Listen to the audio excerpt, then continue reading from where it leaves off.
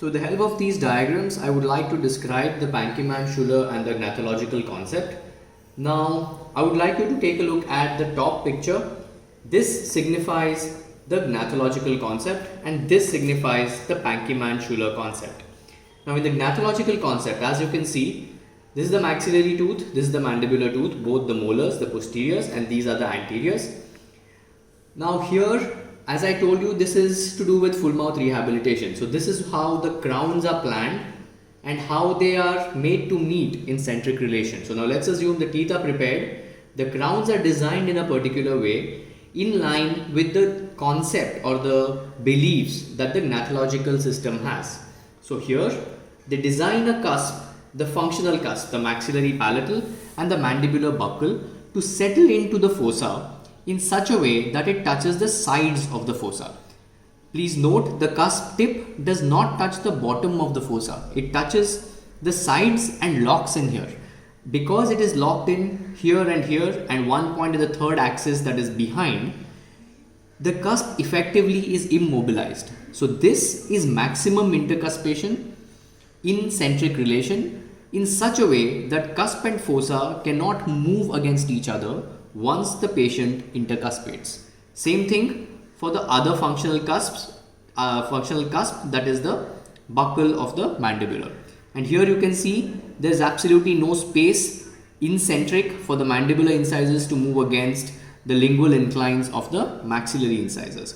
So this is in short the gnathological concept, which is a very restrictive concept, not a flexible concept, because they believe that you can replicate centric relation to a point and you can match maximum intercuspation and centric relation such that when the condyles are in centric relation, the teeth intercuspate perfectly with no need for movement. This is in opposition to the Pankiemann-Schuler concept. Now this is the difference. As you can see, in Pankiemann-Schuler concept, the cusp tip touches the base of the fossa. It is not touching the sides of the fossa. So because of which this cusp is free to move a little bit into this fossa for a comfortable position, because this system believes that the teeth and the way they intercuspate decides how the condyle and fossa relate to each other. There has to be some freedom, because they also believe that we cannot replicate centric relation properly on an articulator. We cannot record and transfer these records very accurately. There are some errors. So they want some flexibility in case there is an error, so that even if we restore, even if we fabricate these crowns in a slightly erroneous centric relation, the teeth still have a little bit of space to wiggle around and settle. So the functional maxillary and mandibular cusps hit the bottom of the fossa. They don't touch the sides. So this is a point contact, whereas this one was a tripod contact. I'll explain the point and tripod contacts using a few household items. So this, what I'm trying to describe right now, this will be my cusp.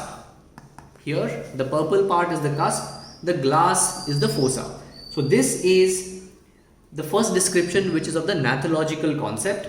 So if the cusp, the maxillary cusp settles into the mandibular fossa in centric relation, this is how the gnathological concept is. There is no flexibility. Once this is locked in here, it is locked. It is touching the sides of the cusp, but not the cusp is touching the sides of the fossa, but not the bottom. Whereas in the Pankiemann-Schuler concept, the fossa is a little broader. So the cusp tip goes and touches the bottom of the fossa.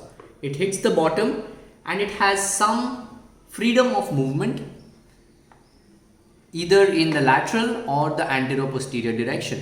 So this is built into the crowns in the Pankiemann-Schuler system. So I hope this describes what in a 3D manner what I try to describe over here. So this restrictive point tripodized contact is the gnathological concept. This freedom in centric of about 0.5 to 1 millimeter in the lateral direction and in the anterior-posterior direction, both in the anterior dentition as well as the posterior, is the Pankiemann-Schuler concept, where a little bit of freedom is given in centric, and the same thing anteriorly is the long centric. So a long centric is nothing but 0.5 to 1 mm space anterior to the planned centric, so that the patient can slide into a more comfortable position if his TMJ is too strained to remain in centric. The same thing in the posterior as well. The patient's molars are free to intercuspate 0.5 to 1 mm around the centric.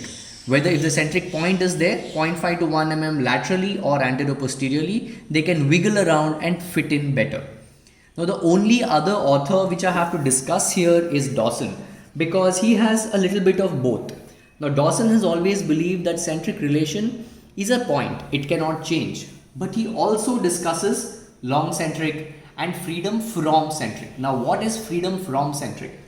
Now if you see here, Dawson actually believes that centric is fixed, but there are certain changes in the way teeth intercuspate, especially when patients close their mouth in the supine and the vertical position. So here, if you see this diagram, you will see that the solid line is the postural closure. What he calls a slightly anterior position is called postural closure by Dawson, where the patient closes a little anteriorly, whereas the dotted line is the centric relation. So Dawson believes that centric relation by itself is not flexible, but because of postural changes, sometimes the mandible closes a little anteriorly. And this difference between postural closure, that is the solid anterior line, versus centric relation, that is a dotted line, this bit is what he calls long centric. Now this is what is 0.5 to 1 millimeter most of the times in most patients. And that is the same thing that relates to the term horizontal freedom. Now Dawson has only one problem, and that is with the term freedom in centric. Because he believes the centric is fixed, he says there is no question for freedom in a fixed point. So he calls it freedom from centric. What he means is there is a freedom to go away from centric, and that is why he calls it freedom from, which means the cusps are free from centric. They are not free in centric because centric is fixed, but if they want to leave centric, then they are free to leave. And that concept is called freedom from centric, and it is the same as long centric because they are free to move from centric to 0.5 to 1 mm antero-posteriorly or laterally.